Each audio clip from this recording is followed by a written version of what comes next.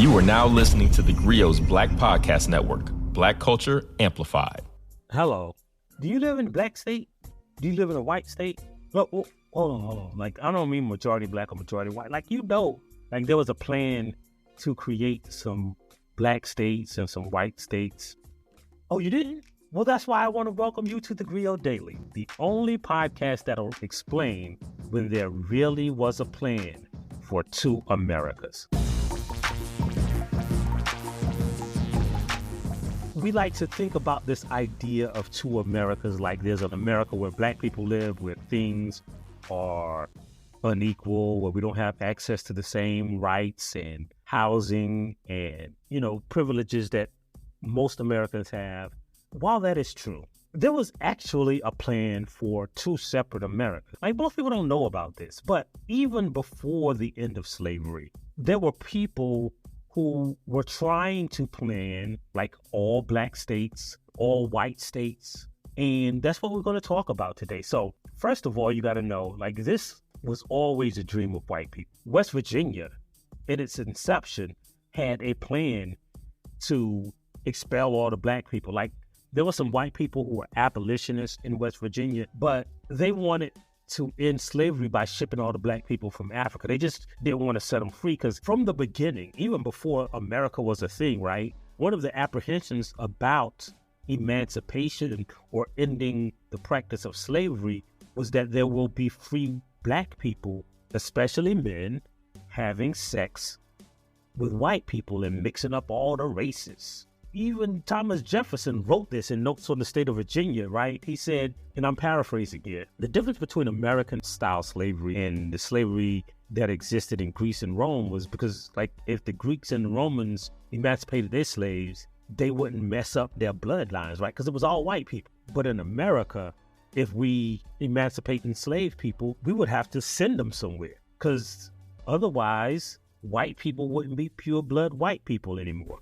And that was an argument that existed for a long time. There were what we call sundown towns, where even up until the 50s and the 60s, black people were told, you can't be in this town after dark because we'll hang you.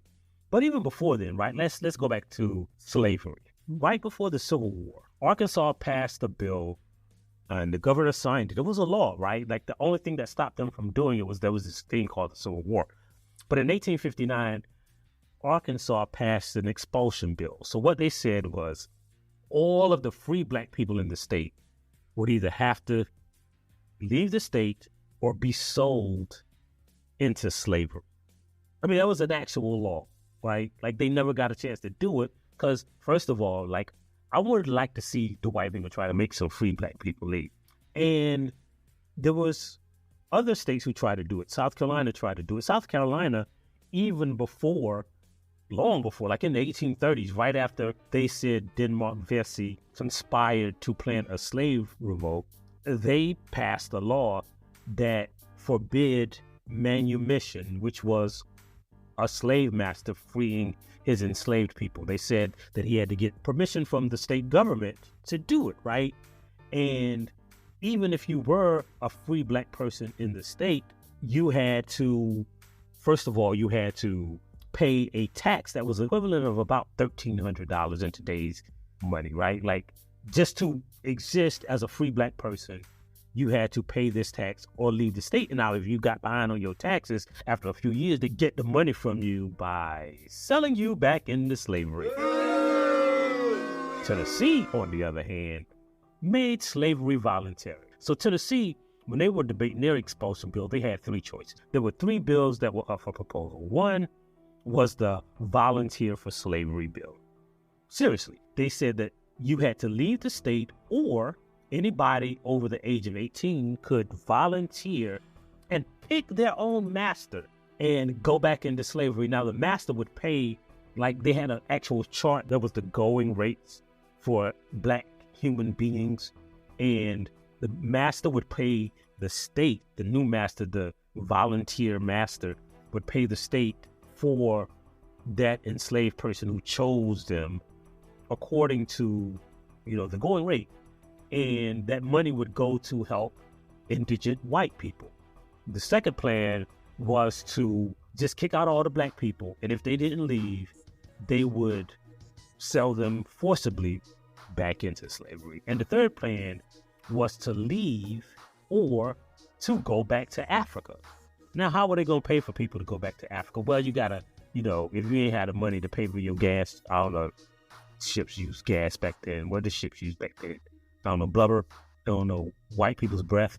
Anyway, if you didn't have the money to pay for your travel, then you could just do a period of indentured servitude.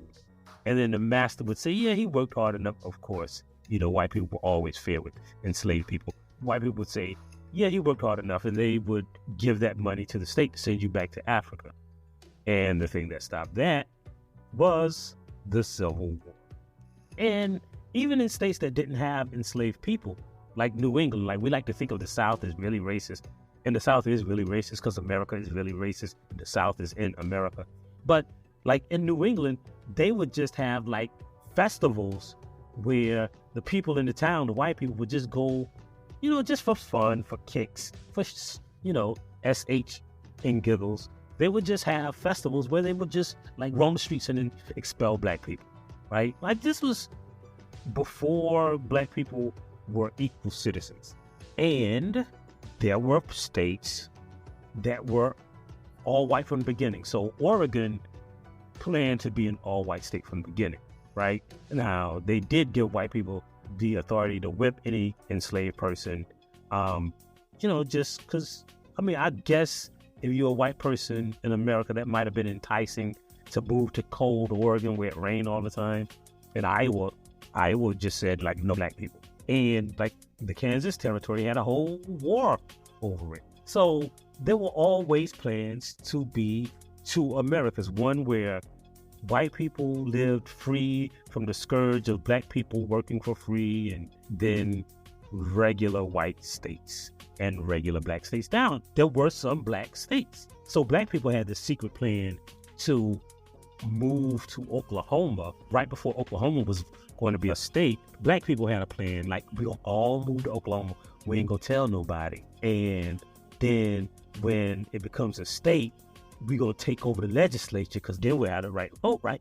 Because, the state determined you were citizens, right? So we're gonna all vote, and then we're gonna make it an all black state. And black people moved there, everything was in place. But then, they appoint a governor and they appoint the first legislatures. And the white people, the first thing that they did was disenfranchise black people and put in Jim Crow-like laws. Same thing happened with other territories, right? There was a movement to turn the state of Mississippi black. Remember, Mississippi, South Carolina, they were close to majority black, but white people folded every time because they weren't just interested in being in white places. They were interested in having total power and authority.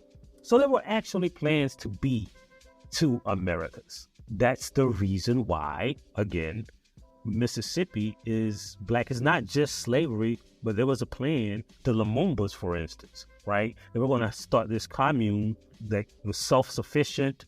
Mayor Lumumba and Jackson, his father, was part of that plan. If you ever wondered why there are so many all-black towns like Boley, Oklahoma, in Oklahoma, right? Why black people could gather in Greenwood? Because there was that plan to turn Oklahoma black, but it never happened. I feel like it would have happened if they would have subscribed to theGrio Daily. If they didn't have a lot of podcasts back then, but if they would have subscribed to theGrio Daily back then, if they would have told their friends about it, if they would have even downloaded the theGrio app, on their, I don't know what they used it, if they would have downloaded the theGrio app on their telegraphs, I feel like some of this could have come to fruition.